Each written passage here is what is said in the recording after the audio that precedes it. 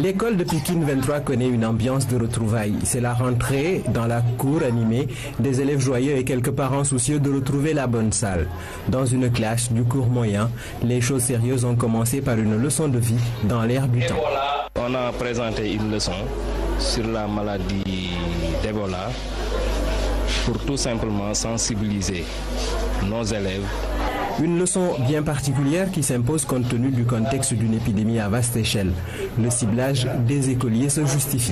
Le fait de même choisir les élèves pour que réellement l'information puisse être portée et d'avoir choisi cet établissement pour cela, je crois que ça témoigne de l'intérêt que l'État porte à cette couche de la population.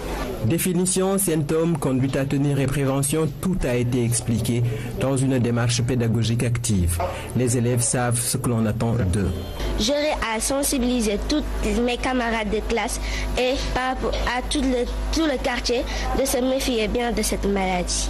Au fond de la classe, un groupe de formateurs et d'autorités, après un bac puis suite et des années de pratique médicale, se remettre sur un banc d'école peut faire suer, mais c'est pour la bonne cause. Que ce cours-là puisse être repris dans l'ensemble des classes de cet établissement, repris dans l'ensemble des établissements du département de Guédiawaye et après nous travaillons encore à faire de ce cours-là un cours repris dans toutes les classes du Sénégal. En attendant de répliquer cette leçon très pratique un peu partout, la vaillante directrice a son idée.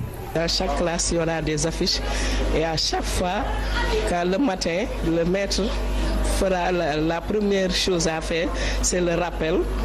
Vérifier si les élèves se sont lavés les mains avant d'entrer en classe et maintenant continuer la sensibilisation. L'école est bien un milieu d'acquisition de savoir-faire et de savoir-être. Par cette activité, le SNEPS réinstalle au cœur du processus d'enseignement-apprentissage d'éducation sanitaire.